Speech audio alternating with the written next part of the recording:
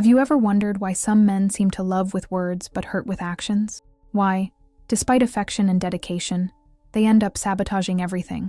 The answer may lie in something almost no one talks about: their relationship with their mother. Behind closed doors, many of these men were raised by narcissistic women who, intentionally or not, shaped in them a sick view of love, power, and connection. Today, we'll reveal the 5 ways a narcissistic mother creates an emotionally destructive man. My name is Lauren Mitchell, and my purpose with this channel is to show that the problem was never you. Join our growing community.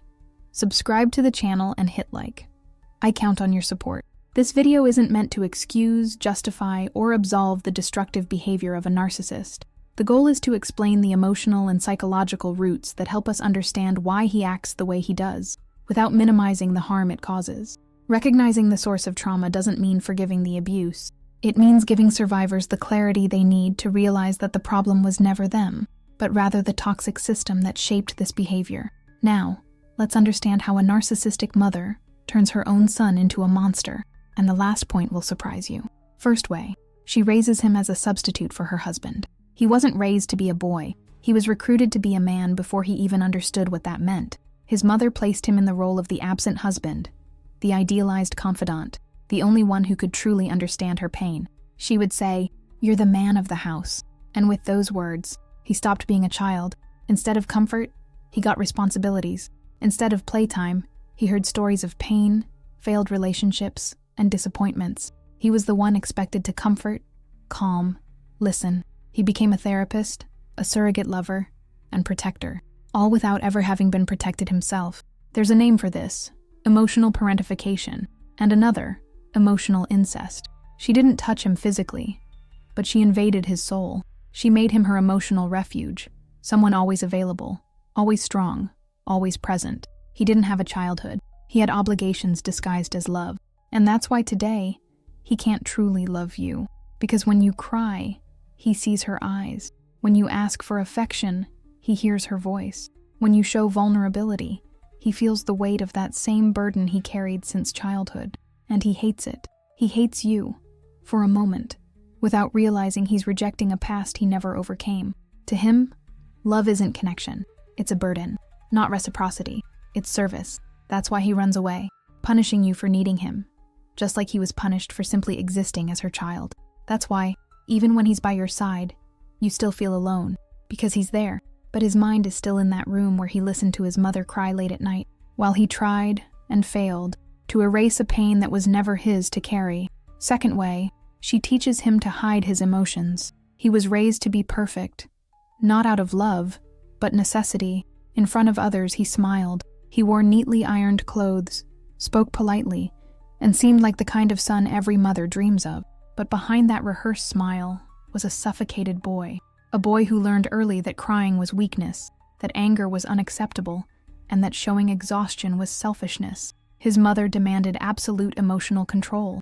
Any slip-up was punished, not with physical violence, but with coldness, abandonment, or cutting criticism. She didn't want a human son. She wanted a perfect puppet capable of playing the idealized role in front of the world. And he learned, fast. Soon, he became a master at hiding who he really was. Every true emotion became a secret. Every pain turned into silence. He wore masks like skins, changing them depending on the audience. In public, he was the gentle gentleman. Alone with her, he was an emotional hostage. Inside himself, he was a divided man. That's when the duality emerged. Dr. Jekyll and Mr. Hyde, a man who charmed friends, seduced women, and faked affection with mastery. But behind the scenes, he was cold, distant, unpredictable. Someone who could smile minutes before vanishing without explanation, who swore love and, in the same breath, lied compulsively. Why?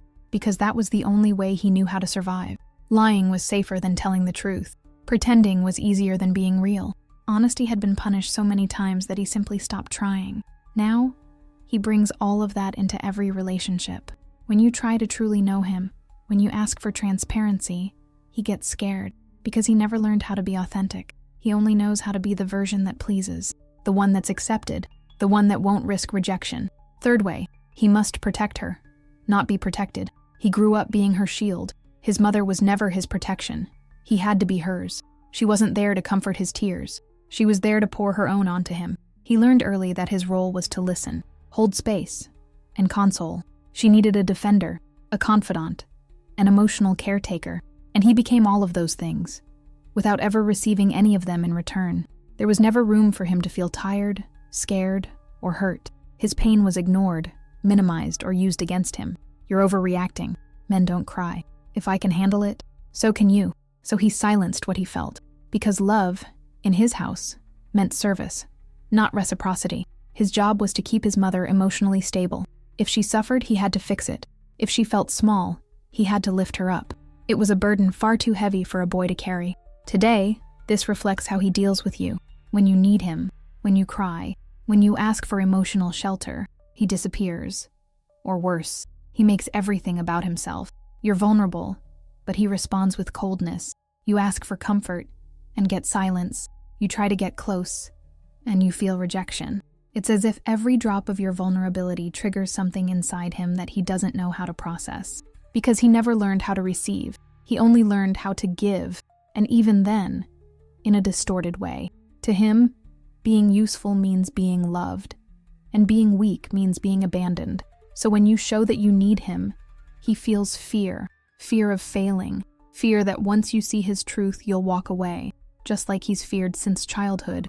His mother conditioned him to live on high alert, protecting others so he wouldn't have to feel the weight of his own pain, and that's why he runs from anyone who tries to truly love him, because loving back means opening the door to a pain he swore never to feel again. Fourth way, he fears abandonment and acts before you do. He lives on constant alert, as if at any moment you might leave. It's not paranoia, it's conditioning. From an early age, he learned that love is dangerous, that trust hurts, that getting too close will only end in pain. His mother was never emotionally stable. One day she'd shower him with attention. The next, she'd disappear. One minute she praised him, the next she punished him just for existing. Love wasn't safe. It was a currency she used to control him, and this created a deep fear in him, not just of being abandoned, but of missing someone, of needing, of depending. So he developed an unconscious strategy: destroy before being destroyed. When you start getting close, when you show real affection, something inside him locks up. His body reacts as if in danger, because to him, intimacy isn't safety, it's a threat. That's when he pulls away, physically or emotionally. He starts acting cold, disappears for hours, days, ignores you, says he's busy, tired, distracted. But in reality, he's protecting himself from feeling something real. And if you try to understand him, he gets scared, because you want more, and the more you want, the more he feels like he's losing control. So he strikes first. Lies, affairs, emotional attacks, anything to push you away before you can leave him. You think you're suffering for love. In truth, you're being punished for trying to love him. He doesn't understand that you won't leave. He only knows that his mother made him feel one day that love was fickle, that he had to earn every crumb of affection. And in the end, he'd always be left alone. This trauma shaped his nervous system. Today, he doesn't recognize connection as something good. He recognizes it as a risk, and that's why he prefers to stay in control. If it's going to hurt, let him be the one to cause the pain. At least then, he chooses when it ends. That's the fourth way.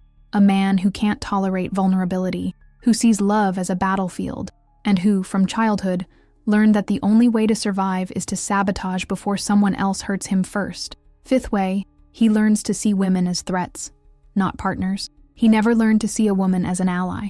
To him, you are a risk, a threat, someone who can hurt him the same way his mother did. From an early age, he observed how women acted in his life. His mother used icy silences to punish, slammed doors to control, and emotional blackmail to maintain power. She played the victim with mastery, making him feel responsible for everything, even feelings that weren't even his. And so, he internalized a clear message: women are dangerous, unpredictable, capable of hurting without reason, manipulating with tears, and using love as a weapon.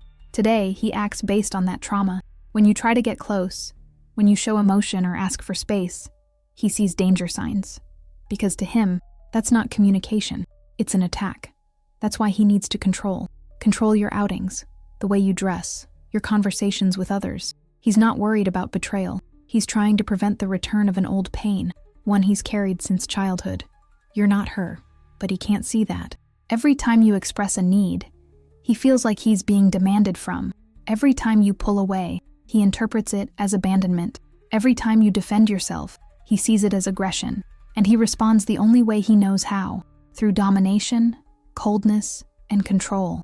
Because to him, relationships aren't about connection, they're about survival. He gives you gifts not out of generosity, but possession. He compliments you not out of admiration, but strategy. He keeps you close not out of love, but fear. Fear that if you become free, he'll feel the same vulnerability that haunts him since childhood.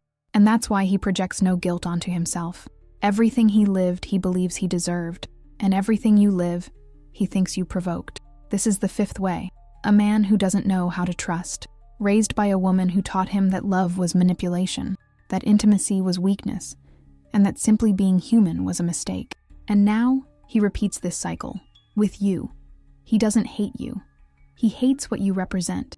You are the woman, the most powerful and terrifying figure in his life, because through a woman, he learned that love came with conditions, affection came with control, and intimacy came with manipulation. His mother used silence as punishment, tears as weapons, and emotional blackmail as language, and he watched it all, absorbed every dynamic, internalized every trauma, and now, he projects all of that onto you. When he controls you, when he makes you doubt yourself, when he uses jealousy as domination, he's repeating an old pattern. A cycle that began long before you entered his life. But here's the most painful truth. He doesn't want to change, because to him this behavior isn't wrong. It's necessary. It's what kept his sanity intact for years. It's what made him feel in control, even if it was an illusion. And that's why he pushes away any attempt of genuine love from you. Loving back would mean recognizing his own fragility, admitting he was never protected, valued, or understood, not even by the person who should have done it first. This is the intergenerational trauma cycle. A wounded boy becomes a man who hurts. And so, the damage repeats itself. Understanding this isn't justifying it. It's clarity. It's realizing that you didn't create this monster. You just met him already formed, armed with scars no one ever healed. And now, you have a choice. Stay trying to understand someone who doesn't want to be known, or walk away before he turns you into a version of yourself you no longer recognize. Now you understand. He isn't cruel by choice. He's cruel by conditioning. He grew up in a world where love was a currency, where vulnerability was punished, and where connection came with control. And now he repeats it with you, without even realizing he's trapped in a cycle that already destroyed his own soul. There's no healing in him, only clarity in you. And this clarity isn't meant to change him. It's meant to protect you, to help you stop blaming yourself for something that was never your fault. You did nothing wrong. You simply loved someone who didn't know how to love back. You don't need to understand everything about him to leave. You just need to feel, deep inside, that this love isn't good for you. That every time you try to get close, you feel emptier. That every affection he gives comes with hooks. That every promise turns into abandonment. This isn't love. It's disguised damage. And it's not your job to save him. It's not your job to heal a wound he doesn't even acknowledge he has. Because he doesn't want healing. He wants illusory safety. And he will keep hurting as long as he believes it keeps him safe. But you can choose to walk away. You can choose to breathe outside of that toxic environment. You can choose to realize that the problem was never you. Remember, this video is not intended to excuse, justify, or absolve the destructive behavior of a narcissist. It's also important to emphasize that a person with narcissistic personality disorder simply cannot change. And when you finally stop trying to understand him, stop trying to change him or help him, you may finally hear the voice that truly matters, your own. If this video touched your heart, check the description of this video. There, you'll find a link to support materials created with great care to help you reframe what you've experienced, strengthen your self-esteem, and move forward with more inner peace. Don't stop here. The suggested video on your screen brings powerful new insights. I'll see you there, and remember, you are light. Never forget to shine.